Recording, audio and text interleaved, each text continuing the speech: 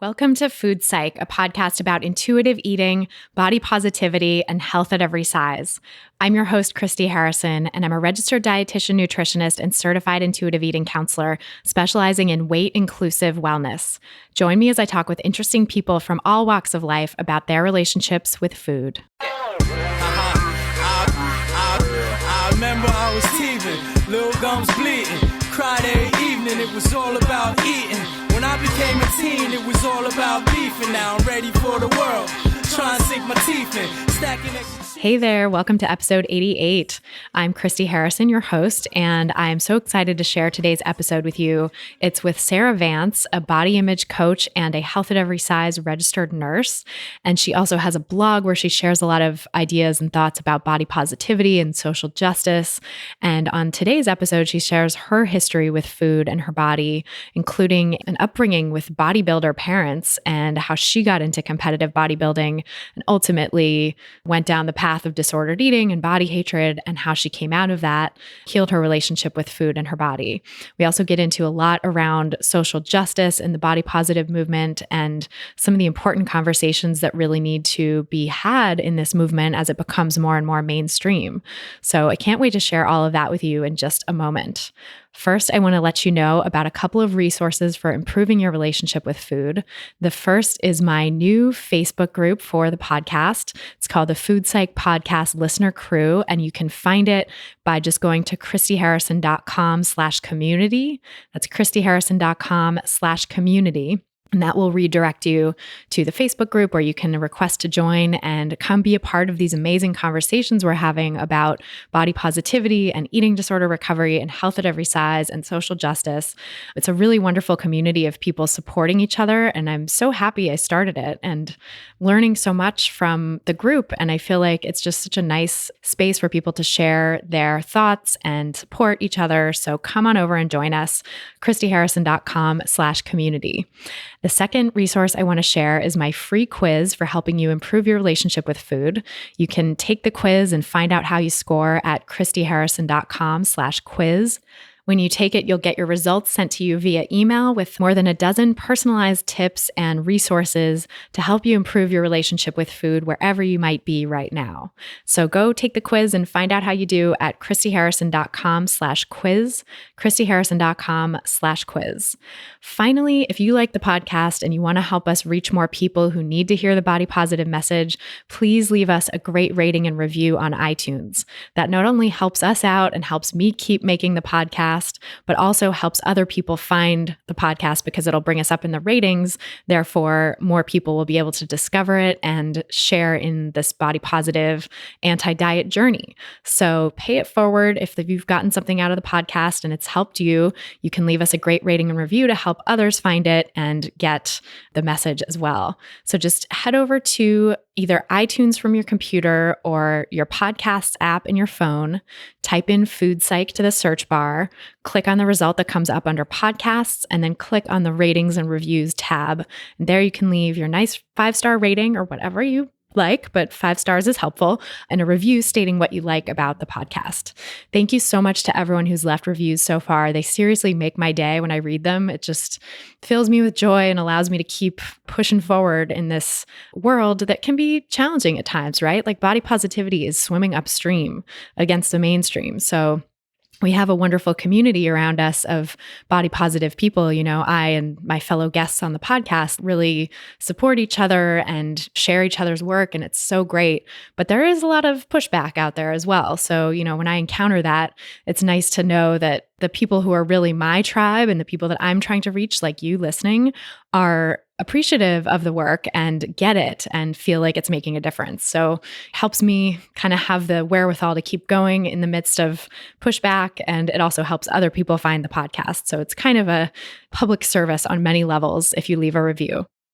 And now, without any further ado, let's go talk to Sarah Vance. So tell me about your relationship with food growing up.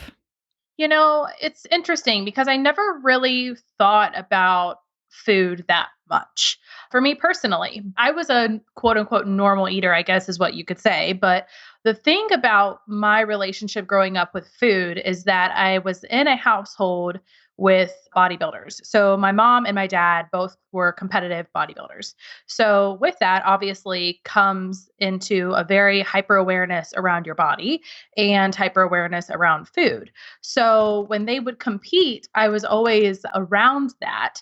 And so I had this awareness around food and body, but it never really affected me that much until after I graduated high school and went into college. So when I was younger, I didn't really think about it that much. I ate whatever I wanted when I wanted. There wasn't really any restriction. The good thing about growing up, even if my parents were bodybuilders, is that they never pressured me into eating a specific way. I was still allowed to just kind of eat my meals, and there was a little bit of a quote unquote health conscious, if you will, but other than that it was a very normal thing for me. It didn't really have much power over me. I didn't really put much thought into it. It wasn't until after high school is when my issues really started amplifying with food and my body. So growing up, it was really quite normal, besides the fact that I grew up in a household of bodybuilders. Yeah, that's a pretty unique take. It's a different story than I often hear from people. Like I hear about people's parents dieting or putting them on a diet or something like that. But bodybuilding is like a whole other level. Oh, yeah. It's definitely a very different thing. And it absolutely had an impact on my own journey because that's kind of what led me into bodybuilding for myself. So my parents never put me on a diet. I mean, but they were dieting, that's what you do when you're bodybuilding. They were dieting and their weight would cycle on and off, lean versus not lean. So I definitely saw that, but I was never pressured into having that be pressured onto me. I was never told that I had to do this or I had to eat this way or whatever it may be. That never occurred in my house. Hmm.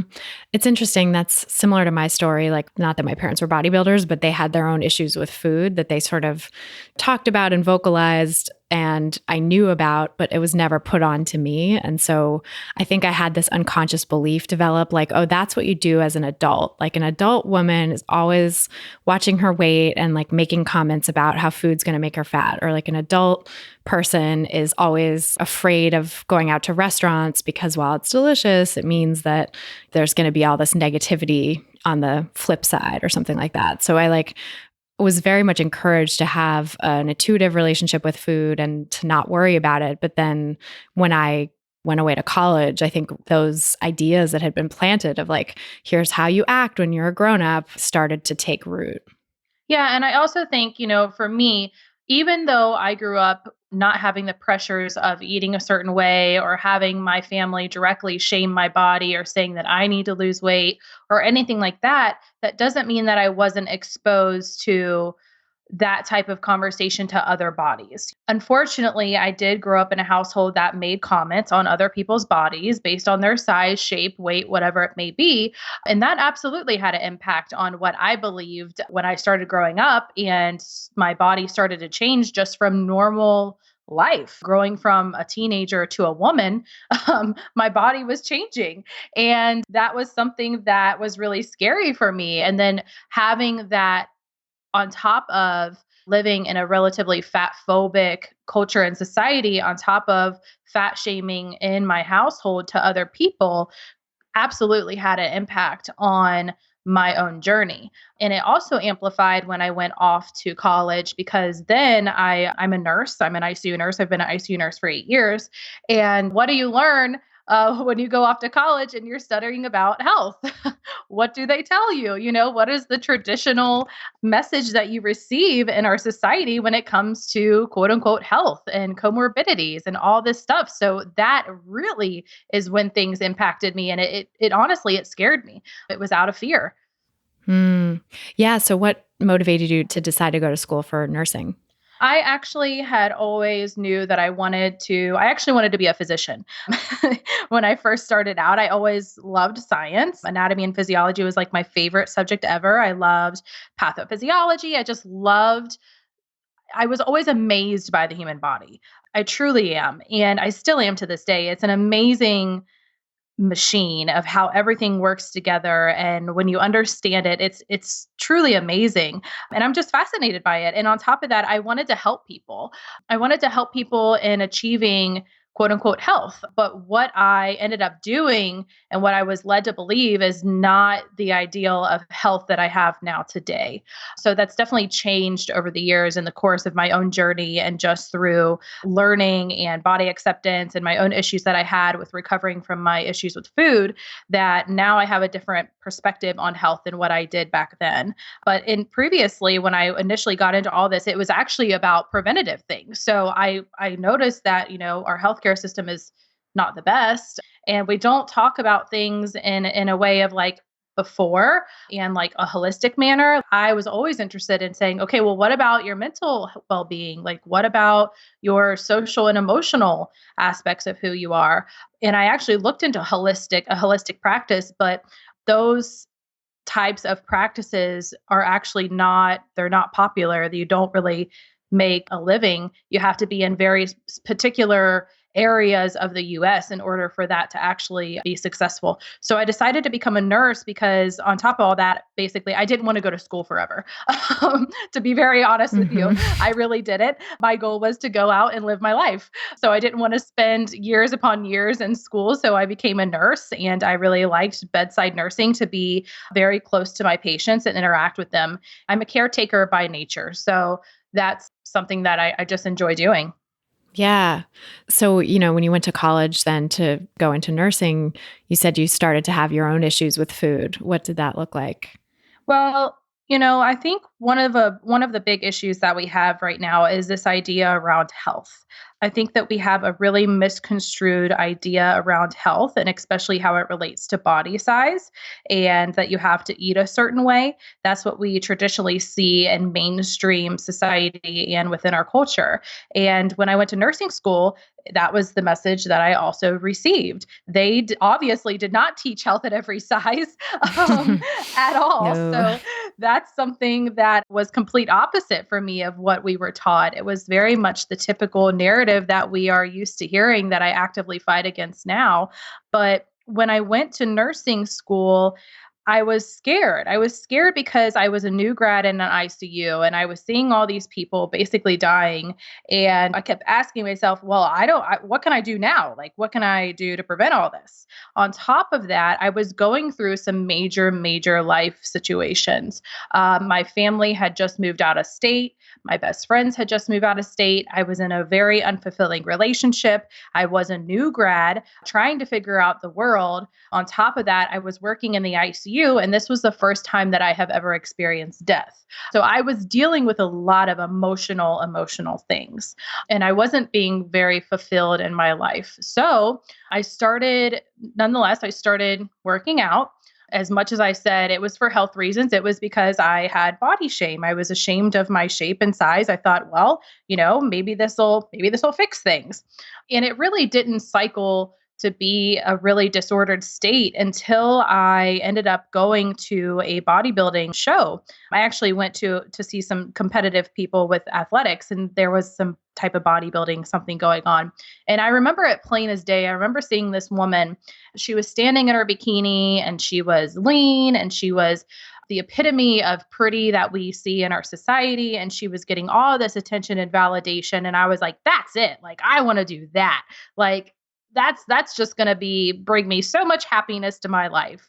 So I thought. So that's when it kind of cycled really bad. And I ended up hiring a coach. And then I competed for about 2 years straight.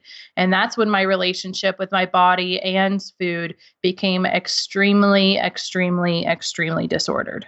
Yeah. So it sounds like it wasn't even about health at that point. It was about Yes. competition and the external focus.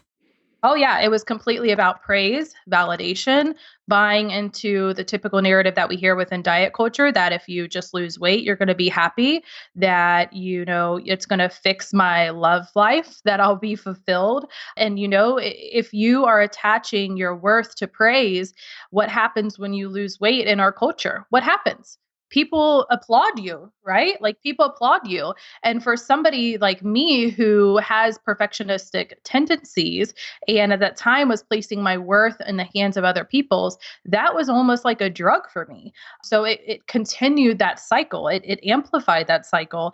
And when you chase perfection, we all know that it's completely impractical, that you're never going to get there. It's never going to feel like you're enough as long as you are continuing to chase perfection. So because of all those things, that's when I just kept, I was in it. I mean, I was in it. Yeah, it sounds like you really probably the groundwork was laid along the way from hearing all this body shaming throughout your whole life, like most of us get in our culture, unfortunately. And then you did the competition and it just sort of all caught fire. Like all the body shame was there to greet you. Yeah, absolutely. You know, what's interesting is right before my very first competition that I did. So, the very first competition that I did, I was in a very, very restrictive diet. Like, I don't even know how I did it. I really don't. There were moments where I was, to be perfectly honest, I was unsafe in my practice in nursing because my brain was not getting enough nourishment to the point that I couldn't even think straight. And that's not something that you want to have in an ICU setting. An ICU setting, you have to be on your A game. Like you have to be able to think on your feet and think critically and be there. And there were moments that I remember getting a report and I was just so fatigued because I wasn't eating and I was over exercising. So, I had lost a significant amount of weight. That's how diet culture gets you, right? Is that your first diet's always the quote unquote the best one. It's the one that worked. And with that, I received a lot of praise and validation. And previously to competing, I actually called it off with my boyfriend at the time. And, like I said, my family moved away, my best friends moved away, and then I competed. And during that competition, what happened? My family came back, they came back to visit me. My best friends came to visit me. My ex started talking to me again, all this stuff. So it really bought into the idea that we're so used to believing that, oh, okay, this really is like, this is it. It was my body that was the problem, or it was me that was the problem. And then you start getting all the attention and everything else, and it just spirals out of control at that point. Right. Like you've, quote, fixed your body and now you're reaping the benefits. Yeah. And not only that, but when you get into it, for me at least, I can't speak on other people, but for me and my story, then I was known as what? The quote unquote the fit chick, the health guru, the whatever. So it was really became part of my identity. And it's difficult to uplive that identity. And on top of that, when we recover, it's also very difficult to let that identity go when it's no longer serving us. And it really is damaging. Yes. I think so many of us listening can probably identify with that because, I mean, a lot of dietitians and wellness professionals I know listen to the podcast. And, that's been certainly my experience of being a wellness professional as well. Like when I first went into it, it was because I was the healthy foodie. That was my identity. It was like, oh, Christy knows all about the farmer's market and vegetables and like what's the healthiest thing to eat. And, so then to sort of undo that identity and be like, no, please actually don't come to me about that stuff. I'm struggling. That's a hard transition, and to go from being a person whose knowledge is sought after or whose opinion is valued in a certain way. And then in our culture, unfortunately, so much value is placed on seeming to have it all together in terms of your health and how you look. So then when you admit to people, actually, I don't, and please don't put me in that position, it sort of can feel like people are turning away. Yeah. And, it was what even, and also what happened is I had it by both ways, right? So I had it within my social circle of being the fit chick, but then I was also the nurse. So I had it from two angles that I was living in, that I had to uphold this ideal. And as I progressed into competing, and this continued, and you may be familiar with this as well, either through your work or your personal story. But when you're in it, it becomes everything. Mm-hmm. And so what did I do? I said, well, I'm going to be a personal trainer and I'm going to help people, Yep. basically become disordered themselves. I'm going to do exactly what I'm doing. So with that, though, I was in magazines, I had business offers, I flew to California and worked with top photographers, all of these things that just played into this whole disorder. And it made it really difficult for me to be like, okay, like I'm really not okay. And then what happened was my last competition, I was to the point that I had no period, my hair was falling out, my nails were brittle, my sex drive was a disaster, my sleep cycle was a complete mess. I had full-blown panic attacks at restaurants over a slice of pizza. Basically, I was no longer living my life. And that really wasn't enough because I was still now I am the personal trainer. So now I have to uphold this. Yeah, you got skin in the game. There's money on the Yeah. line. Yeah. Logically, I knew as a nurse, logically, I knew like something is not right. I am a 20 something year old female. Why am I not having my period? Why is my hair falling out? What is going on? But when you're so disordered and into this, that it's very difficult, even if you logically understand it, to take those actions to rebel against it. And it wasn't until I flew to California and I was working with a very top photographer in the fitness industry, and I had been dieting, restrictive, the same crap that I had always been doing. And he said, "Don't worry about it. We'll Photoshop your stomach." And that was a really big moment for me because I was like, "What the hell? Are you serious? I'm like killing myself." Like I woke up at 4 o'clock in the morning and like did all this stuff. And like, what do you mean? Like I thought I was fine. And then I was like, wait a minute. Is this what I'm going to be portraying to other people? Is this what I really want to be selling? What about people that are actually looking up to me? What about that? And that still started initiating the conversation within myself. And then when I became a personal trainer, when I would do these consultations behind closed doors, I heard what I was saying to myself within my own head. I now heard it actively being vocalized by my clients. And that was really an eye-opening experience for me because I would see these women, I only trained women, but I would see these women and I would admire them for who they were. They were mothers, they were entrepreneurs, they were business owners, they were successful, they were leaders, they were intelligent, just who they are. I was like, what? Are you serious? How could you say that to yourself? And then I was like, wait a minute. I'm saying that to myself. And I was like, this has got to change. And that's when that's what really happened. And I was like, this is complete bullcrap. I can no longer stand by this and be okay with this. And this is not how I want to continue living my life years down the road. Mm. Yeah. So you just really had enough. Yeah, I was just done. When I really asked myself, I'm like, is this what I want to be doing? In nursing, working in the ICU, I see some traumatic things and I see death a lot. And I've written about this before on my blog, and I know it's a dark topic, but it's also the reality of the situation is that how do we want to remember our life? Like, what is it when we're on our deathbed? Like, what do we want that to look like? And when I really sat down and paid attention to everything and how what I see with my patients, and then I looked at my own life and I was like, what do I want to be like seen as, and what do I want to be remembered as? The fit chick, the one with the tight glutes, like the one that carries tuna packets in her bag? Like, is that it? Is that the depth of my life? Is this how I want to continue living, where I can't go to my friend's birthday party without like sneaking off in the bathroom to have a protein shake, or feeling intense shame over skipping a workout? Like, is this how I truly want to live my life? And the answer was a very, very resounding no. And that's when I knew, like, I can't do this anymore. Something has to give. And it's dieting and beating myself up. It sounds like your intuition really came into play then. Yeah, it did.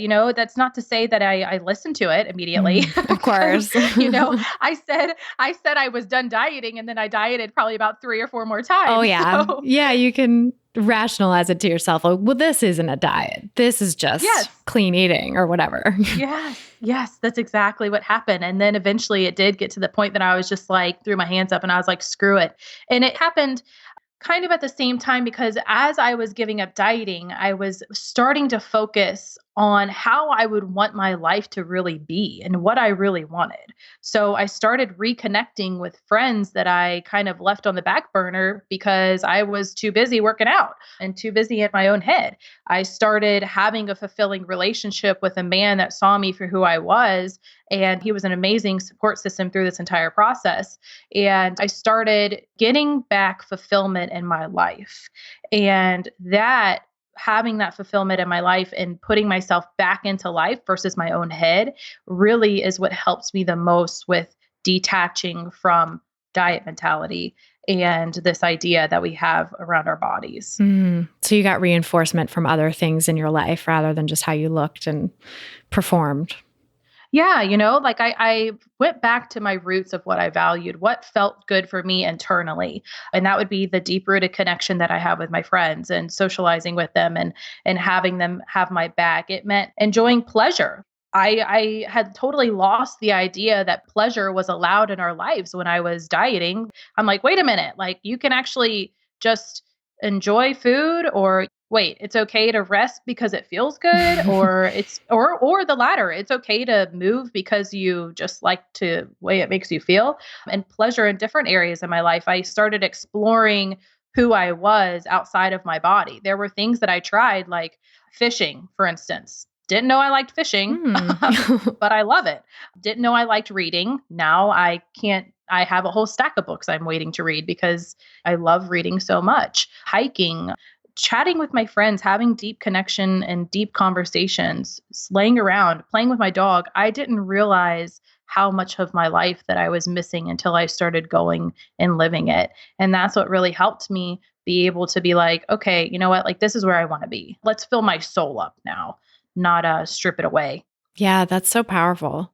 I think it's really seductive when diet culture gives you that first taste of approval and sort of good feedback from people about how your body looks. It can sort of feel like it's hitting the same points or like giving you the same kind of fulfillment as all those other things. Like it's almost like this quick hit of like, yes, Yeah. this is it. I'm getting the sort of feedback that I want from people. But it really is a false refuge. It isn't those things. It's not the sort of warmth and consistency that all those other things in life give you. It's more of a sort of quick hit that you're always then chasing. It's like you're chasing the dragon of that first diet all the time, right? Yeah.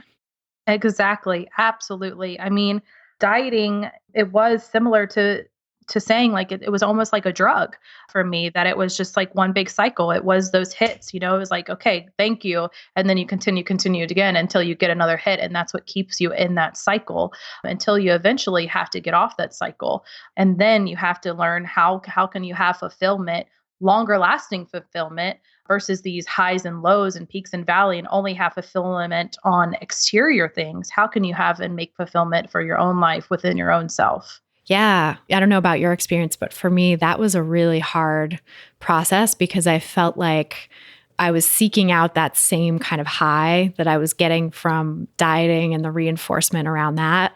I was seeking that out in the rest of my life and I wasn't finding it because it's like it is a kind of a drug, and the things that are really sustainable and nourishing don't feel quite like that. They feel a little more subtle and like warm and comforting, but like maybe more boring too. It's like the Yes. warm radiator rather than the fireworks, as I always say. So it's like, it was hard for me to find satisfaction and fulfillment in those things, or I always felt like, oh, maybe there's something else I should be doing, whether it was like, I'm not enjoying reading this article and maybe I'm supposed to be reading this other thing, or maybe I should be meditating or whatever. If it wasn't like torturing myself with food and exercise, it was torturing myself with self-improvement that I should quote unquote be doing, or relationships, being like kind of seduced by the guys who were really kind of volatile and exciting. And, there was a lot of drama, but not really feeling it with the more stable people. Yeah, and it's funny that you mentioned that because I think, with my clients that I've noticed, and this was probably, something that I experienced as well, is that we had a hard time being bored. Um, like we have a hard time. We don't know how to just be. That we think that it has to be this excitement all the time, that we don't know how to just sit and be okay with being boring every once in a while, however that is defined for yourself, but not being in that, excitatory phase all the time. And it's funny that you mentioned that because when I initially stopped dieting, I was strictly moving my body from a place of how it would look and manipulating that and based on punishment, the whole shebang. And when I started to heal my relationship with food, my body and movement, I jumped into powerlifting. And, I was like, oh, this is way better. This is like on the basis of what my body can do, which, yeah, that can be very powerful. But what happened? I was still in that same cycle. It just was looked a little bit different because now I was competing and needing validation through how strong I was. So that was a whole process of in and of itself. And I was like, why am I still like, what is going on? And it took me a while to be like, oh, okay, like this is what's really going on here. And I don't value this anymore. I don't need that. It's still the same, very similar cycle. So yes, what you said is very, very true. It was by no means, I don't want anybody listening to think that this process was ever easy and that it was just like a flip of the switch and that's it. We're done here. That's it. This is a continuous process. And even years later, there's still layers that I'm working through and there's still things that pop up in my life. This is not a linear process. There's moments where I've bounced around, but there is no endpoint in this journey. It's just almost like a continuum that you move towards. I totally agree with that. I feel like in my life too, I went through it with food and body image and exercise. And like now that feels put to rest, but those same dynamics come up in other areas of life that then I have to deal with that and sort of be like, oh, right, I've been here before. I know what this is. I know I'm doing this thing again. It just happens to be about work or relationships or whatever. It's like you can just sort of attach the same pattern to different things. Yeah, self-doubt is something that I talk about a lot in my writing and my coaching and my speaking. And that's something that doesn't just go away. It doesn't go away. And whenever we're putting ourselves out there or being vulnerable or having these big things in our life, then I'm safe to say that self-doubt is maybe lurking around the corner. But what we can do, like you said, is we can have that awareness and be like, whoa, what's going on here, and learn how to actually navigate through it. Because it's one thing to have those thoughts. It's another thing to have those thoughts and then act on them. So there's two differences there. And I've noticed that too, just like you said, well, sometimes these things pop up in different aspects of my life. And that's the absolute truth. I say this on my podcast too, is that do I still deal with self-doubt? Do I still deal with some of that perfectionist mentality that pops up? Absolutely. But now it's more like in my business with putting myself out there. It's where am I being vulnerable right now? Where am I continuously reaching outside of my comfort zone? And that right now for me is my business. So it pops up. But the difference is, how are we going to navigate through that? And which voice can we give power? Our authentic voice, our compassionate and respectful voice, or our self-doubt that's popping up that really isn't our own voice? Right. Yeah, I love the work of Tara Moore. She has the book Playing Big, which I just finished it. Oh, so good. I love it all, except for the weird thing she throws in about sugar at the end. I'm like, what? But I haven't finished it. I have okay. one or two chapters left. So I think it's in the last. Thank you for that. Yeah, heads up. I think it's in the last chapter. It's like she has this bizarre thing about her eating, and I'm like, oh no, not you too, because I feel like so many women that I admire and who are doing amazing work in this self-development field also struggle with food and body image. So it's really, like you said, it's unfortunately rampant. But anyway, that aside, just kind of a trigger warning for anyone who's listening and wants to read the book. It's like, just maybe skip that last little part. The last chapter, yeah. But she has this great quote in the book, and I can't remember it exactly now, but it's something like, your inner critic is like the guard at the edge of your comfort zone. And when it pipes up, you kind of know you're getting to that edge. And so you can just use it as a signal, like, okay, here's my inner critic again. That must mean like I'm actually getting to the good stuff, rather than listening to it and being like, oh, okay, sorry, I'm going to retreat back into my comfort zone here, Exactly. Yeah. And that's one thing that I've learned to embrace, is when those emotions come up, I'm like, yes, I'm about to either shed another layer or step out of my comfort zone. And I've done this enough, stepping outside of my comfort zone, to know that I can handle no matter what happens. But usually something amazing does actually happen and fulfilling for my life one way or another, or I grow from it if it isn't necessarily amazing. Either way, I know that I can handle it. But there are moments where I'm like that, and I'm like, yep, this is it. It's just that I'm growing, or I'm expanding is what I like to say. I like to say expansion versus outside of comfort zone, because I think sometimes we can attach too much to that word comfort zone. So expansion is something that I like to say, because expansion to me is taking up more space, whether that's physical space with our voice, with our mind, whatever it may be. And it doesn't seem as intense as stepping outside of your comfort zone, Mm. for me at least.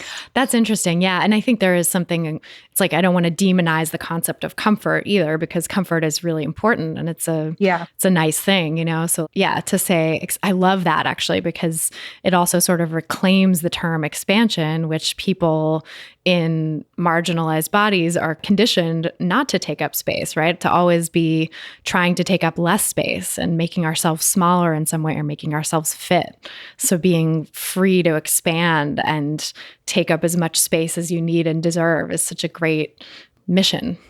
Yeah, it's just about expanding those lines of the comfort box, you know? So you still have your comfort box, but it's about making it a little bit bigger. And then when that feels nice and cuddly and warm and okay, then make it a little bit bigger, versus what I envision stepping outside a comfort zone is hopping over this line, you know? So for me, it's a more of a gradual growing process, because I think that's really what it is. It's these baby steps of, okay, let me dabble here. Okay, am I okay? Yes, I'm okay. All right. Now let me go a little bit further, because that's how sometimes we have to build up that comfort or and confidence, is by baby stepping through this entire process. Right. It needs to be uncomfortable, but not unsafe. Like you're Yes, stretching and growing is definitely going to be uncomfortable. It always is, but just not to feel unsafe with it, which of course, exactly. feeling unsafe can come from so many things, trauma, and needing to process that to give yourself a sense of safety first in order to be able to move into some discomfort and sit with it. Yeah, exactly. Yeah. So I'm curious then about your transition. When did you decide to shut down the personal training and move your coaching in a more body positive direction? And what did that look like? Oh man, that was a difficult transition. I bet. I tried to play both worlds for a really long time. I tried to like teeter tot. I was like, well, they really need some voices in the fitness industry and the health industry. And we do. I absolutely truly do believe that. We do. But it was really hard for me, because I was like, it didn't fuel me. It wasn't something that I was passionate about. And it was only getting me so far in the sense of how I could help people. Because what I found out is when people let go of dieting and we do body image work, then really it's quite easy to design or implement, I guess, movement into your life from a very intuitive, compassionate, self-respectful way, in a place of enjoyment. And so it really was a process of, first with my personal training, I said, okay, I'm not going to, like, if somebody would come to me for weight loss, I would say, I'm sorry, but I don't do that. And I lost business. And it was also, let me throw this out there, it was also easy for me to let that part of me go, because I also had my nursing career. So it's not like I had no income coming in, which I know is a really difficult thing. And a lot of people that struggle, especially some people that come to me that are within the fitness industry and going through this whole thing, that's very hard, because that's money. And unfortunately, we need money to like survive in this Yeah. world. So I didn't have to, I had the privilege of having a comfy place to fall with my nursing career. But I initially said, you know what, I'm not going to take weight loss clients. And I started talking to clients about focusing on what their body could do, but it still wasn't enough for me. I was like, this is only getting them so far. And then I started really, it was a gradual process. And I said, you know what, like, this is what I want to do, because this is where I feel like it's so important, because I saw these amazing human beings and I just wondered and envisioned how much and how where we could put our power and our energy at if we're no longer focusing on all this other stuff. And when you have that thing of freedom, and that's what I experienced for myself, was coming to a place of a freer, more liberated place, and having peaceful relationship with my body, food, and movement.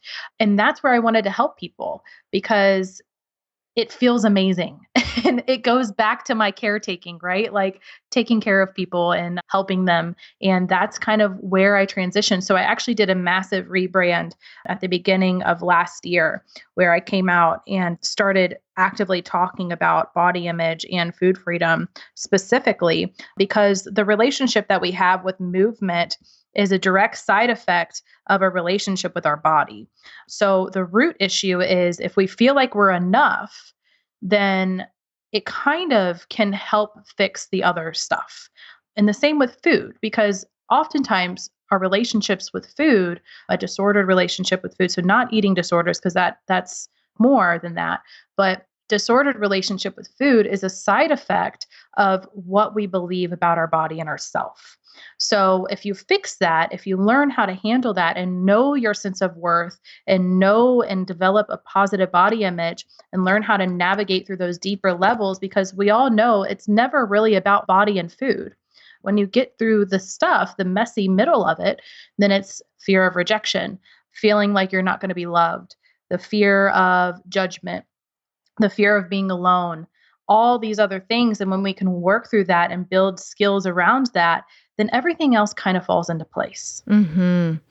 Yeah, I think that's very true of disordered eating and dieting, that it goes along with a whole host of self-image work that has to happen. Yes. And if you value yourself enough and really don't think that there's anything wrong with you and trust that you are enough exactly as you are, you're not going to do something that is harmful to you. You're not going to do something that feels bad because it just won't resonate with your inner experience. It's like the inner and the outer won't match. Yeah, exactly. So, I mean, I basically rebranded last year and have just been on a roll since. I'm a big activist within this movement too. So, dismantling fat phobia is something that I feel very passionately about, and uplifting voices of marginalized groups, not only of fat individuals, but disabled people of color, you name it. It's very much a social justice thing for me. And again, that ties back to me being the empathetic individual that I am. So that's kind of where I'm at right now, is continuing along that process. Yeah, I totally agree with you. I'm the same. Social justice has to be a part of this conversation. It's 100%. It's not just about, it is about size. And I think there's a sort of dynamic of people who I see a lot of clients who are very social justice minded and empathetic and socially conscious people. But when it comes to body size, they have a blind spot. They think that their body needs to change or that other people are doing something wrong for being in larger bodies or whatever it is. And, so helping people understand, no, this is the same. Body size is just another facet on which people are discriminated against. And we need to stop that, I think is hugely important. And then also kind of helping people understand, which I hadn't really realized, that there's this sort of double two-sided kind of aspect to it until the election. And I spoke out on the podcast about endorsing Hillary Clinton and against her opponent, and was like, clearly body image is an issue and body size is an issue in the debates. But more than that, it's sort of a whole worldview that this person espouses that is the problem. That's part of what creates diet culture, is this whole worldview that only certain bodies are acceptable. And I got some responses to that. I got some really positive responses, and I also got some negative responses that I was just like, whoa, okay, so people are listening to this podcast and still don't get how it's integrated, how body size is not just the only thing we have to talk about, but also ethnicity and gender. And this is all wrapped up in bodies, right? And identities that like skin color and sexual orientation are part of the body positive movement by definition. They have to be. Yes. It's interesting. I've had this conversation. It's so funny that we're talking about this, because I feel like all day today I've been talking about this, because I just put out a blog post about, I basically said, I was frustrated within the body positive community because I feel like we're not uplifting or withholding those roots of okay, this is about a social and political and cultural justice problem of not just about, body size. Yes, that's important, but it's also about all this other stuff. And it's interesting because the body positivity, it has the word body in it. But for me personally, it's not about the body. It's about saying you as a person are enough and you deserve compassion and respect regardless.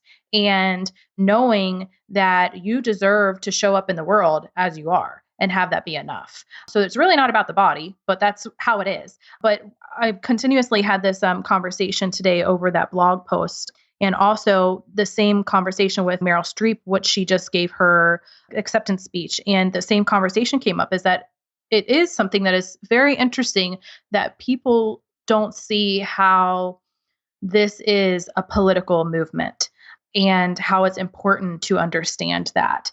And yes, oppression, when we're talking about body size, particularly, fat phobia is a real thing. And it affects all of us, no matter what size we are.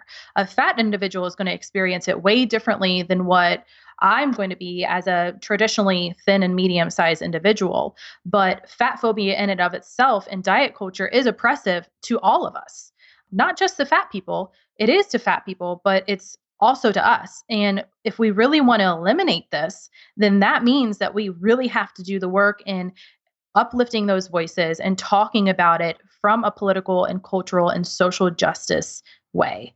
So yeah, I'm very passionate about this. And I know it's a messy conversation, but I think it still needs to be had, even if it's messy. Absolutely. Yeah, we don't have to have it all figured out right now. The important thing is talking about it, getting it out there, putting those ideas in people's minds for further consideration. Because Yes. I think some people just, at first, and I've gone through this too in my own knowledge and sort of expanding and deepening my social justice commitment. It's like there was always an edge, going back to that sort of idea of finding your edges, right? There was an edge, and then, okay, well, I'm totally for social justice, but like that over there, it's like a bridge too far. And then sort of listening to what people had to say and reading and understanding the basis for why they were making certain arguments. I'm like, oh yeah, I fully get that. And as an empathetic, sensitive person, how could I not be on board with it, whatever the case may be? And so then kind of just, challenging yourself, I think, to keep going and keep learning and putting yourself in the shoes of other people. I think empathy just has to make people more socially conscious. When you truly extend empathy, you just have to feel it. Yeah. And I think, like you said, that comes with being able to sit down and say, okay, let me hear from you and tell me your story. And what is it like to be in your shoes? What are those struggles that maybe we don't understand? Because you're right. I don't have it all figured out. I'm still learning and I will continuously learn. And there's things that, social justice issues like fat phobia, like racism, sexism, misogyny, all this stuff, they show up in very sneaky ways. Mm-hmm. And we may not really understand it. When I first started, I was like, I am not fat phobic. Oh, please, like whatever. No, like I was, and it was difficult to admit. And there's still things that I'm probably still learning about, and I'm still going to make mistakes, but we have to be willing to, I think, be open to making mistakes and learning and like you said, being empathetic towards each other, because we all want to be uplifted, not just a certain group of us, but all of us. And when we start out on this journey, and this is something I've been thinking about and talking about too, is that for me personally, when I started out on this journey, it was very much like, I want to heal my relationship for myself, me. That's it. Like, I want to help myself because I was in it and it felt horrible. And that's what I needed to do at that time. And then as you progress and you heal and you recover, then it's like, okay, I'm okay. But now I have mental space to widen my view and take in what else is going on. So I've healed myself and I am recovering and I am healing. But now what can I do to help heal the world?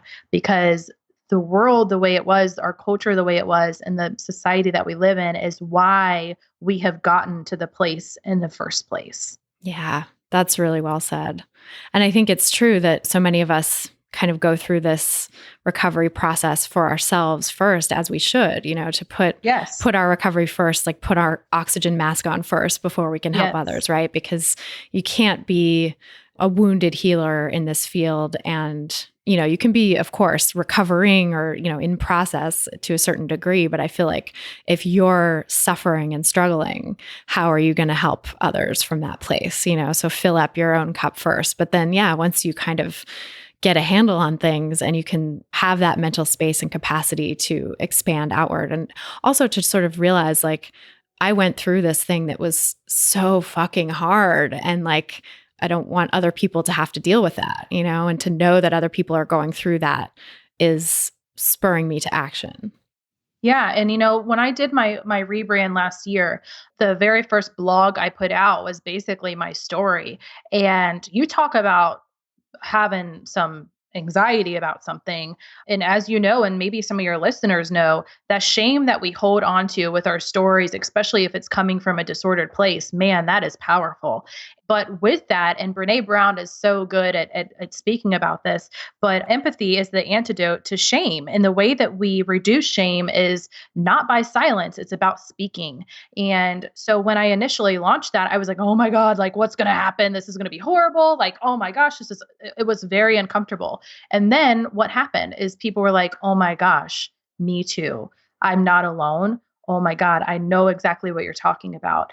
And that empathy is very healing for not only me personally, but for that individual, because when we open ourselves up and be vulnerable, we can then it gives others permission to do the same for themselves. I love that. Yeah, that's been really my experience too with the podcast and with my writing and everything I've done in this arena. It's like so triggering or challenging when I first go to open up about something new. I feel like everybody's going to hate me and call me out. I'm like, what am I doing sharing this? I'm sure you felt like that when you were talking about politics on your podcast. I'm sure that was a moment and required some courage and bravery. So yeah, thank you. I know it definitely did, because I was like, I feel like I've been talking about politics in the health and wellness and, health at every size arena for a while now, but like to call it out specifically and be like, and we're talking about the election now, was a huge step. It was that sort of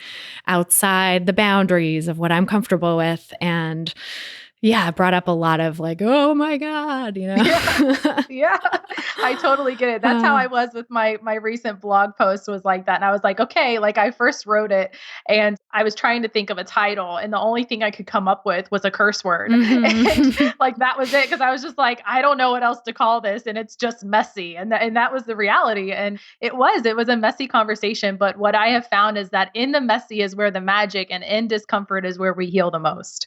So I will continue to live by those words and try to hone in on that for myself whenever I have those moments of anxiety, because yes, they still happen without a doubt. Oh, yeah. I think that's the big secret, like when I was growing up, I, of course, thought adults had it all together and that everybody knew better than I did. And then now I'm like solidly an adult. I have been for quite a while now. And like finally just starting to get that, no, nobody has it figured out, you guys. Like, it's just, we all are just doing the best we can. And even people who are like super famous and killing it are still struggling with self-doubt. And sometimes the more successful you get or whatever in a certain arena, the more you will struggle with that, because the more you're putting yourself out there on a big stage, and it's just like, it gets more and more challenging sometimes as you go on. So what do we do with that? I think just feel the fear and do it anyway, right? Like, try to be fueled by it, or let it be there and sit with it and wrestle with it and grapple with it, but do what you're going to do anyway, because that's what you're being called for. Mm-hmm. Absolutely. Yeah. It's a challenge for sure every day. It is. It's not easy. It's not easy, but I think we have to live in alignment with our truth and our beliefs and our values.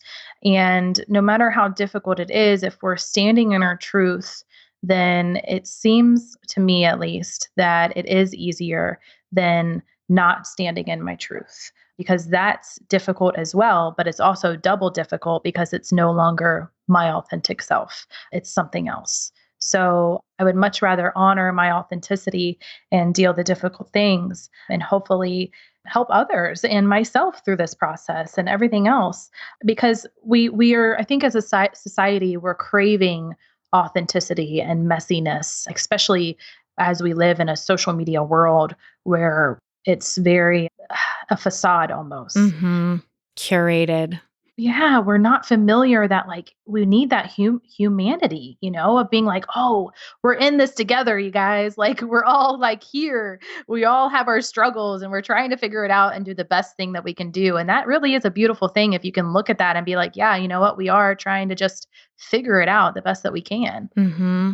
Yeah. And some, I think it's like there are people sort of who can help you in certain arenas and have wisdom that they've accumulated and things that they've gone through that they can use to advise and give you help and stuff, but they're not perfect either. I'm not perfect. Like Tara Moore and Brene Brown and the people we're talking about, like have their own human struggles. It's everybody is going through it because you can't be human and not have some of these things trip you up.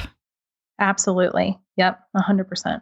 And I think that, again, I'm also really committed to making, changing our society so that women and anyone in marginalized bodies or groups don't have to go through that terrible, painful process of making ourselves smaller and trying to live out of alignment and live according to what someone else wants from us, be that dieting to try to be in a smaller body than we're meant to have, or, controlling our food perfectly because that's what everybody's telling us we should do, or being perfect about fitness or whatever, or doing a career that you don't love because that's what you were told to do and that's what your family does and it was expected of you or whatever, right? So I hope that with this sort of movement towards more authenticity, or the desire for it anyway in our society, will move toward more authenticity for the next generation kind of from the start.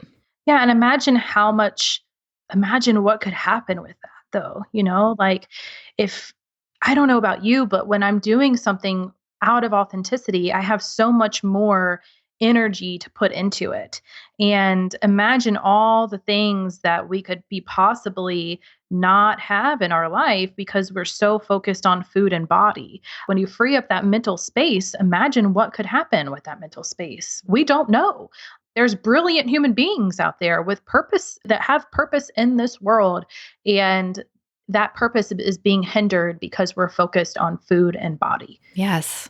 I feel like the people I've worked with in this arena who, whether they have a full-blown eating disorder or disordered eating and body shame and however it manifests, are some of the most brilliant people I know, and so conscientious and sensitive and intelligent.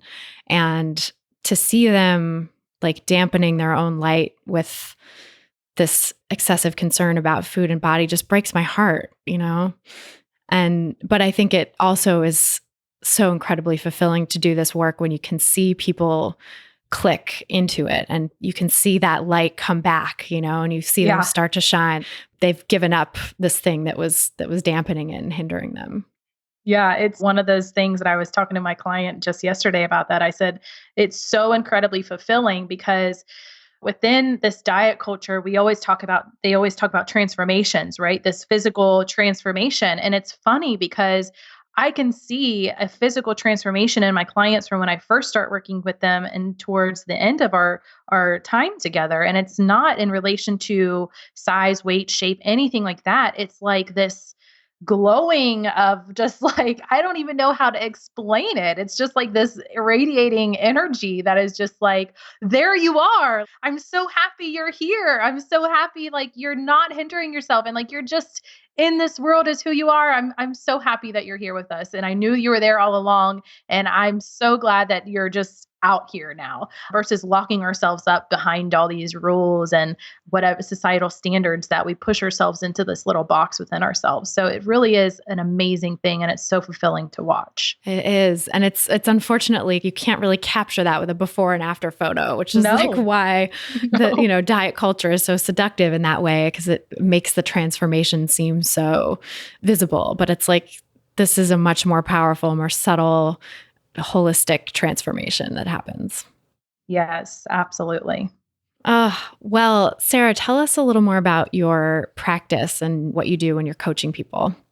Yeah, so I'm a body image coach that specializes in helping individuals find peace within their body and around food, but mostly helping women feel confident, worthy, enough, and loved in any body that they have. So, what that means is by allowing them and empowering them to let go of perfection, diet mentality, people pleasing, and all this other BS that society tells us. So I also have a podcast, the Reclaiming You podcast, which I just launched not too long ago.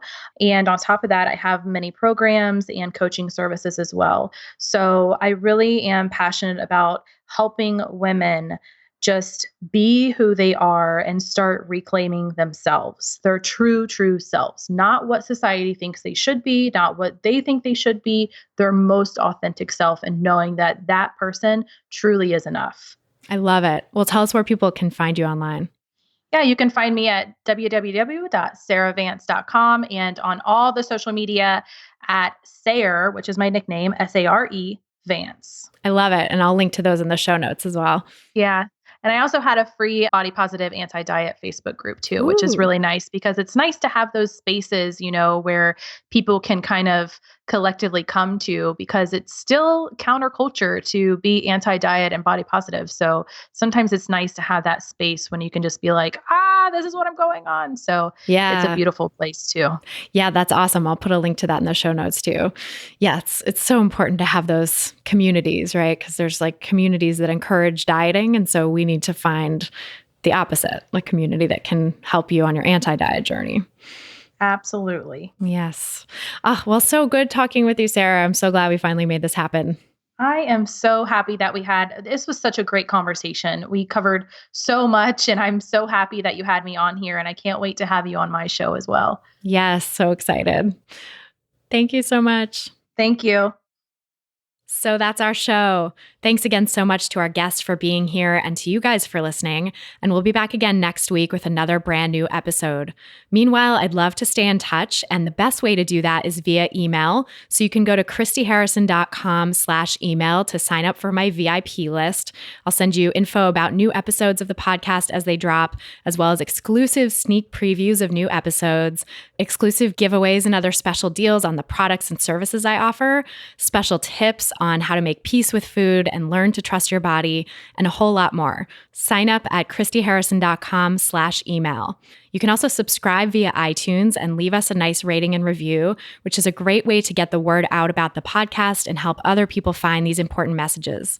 Just go to iTunes from your computer or your podcasts app, type in Food Psych to the search bar, click on the result that comes up under podcasts, and then click on ratings and reviews, and you can leave a rating and review right there. And I really appreciate all the 5-star reviews and wonderful ratings that we've gotten, because it's helped us climb really high right now in the rankings. So we're currently in the top 50 of all health podcasts, and that's really cool because we're competing against some of the diet mentality, sort of traditional weight management and body shaming types of messages that I'm trying to fight with this podcast. So we've really started to beat out a lot of the diety voices, and I'd love to continue climbing higher in the rankings to get this message out even further. So please leave us a nice rating and review. It's so very much appreciated. And thanks to everyone who's left reviews so far. The music you're hearing behind me now is by a band called AWOL, and the track is called Food, used under the Creative Commons license.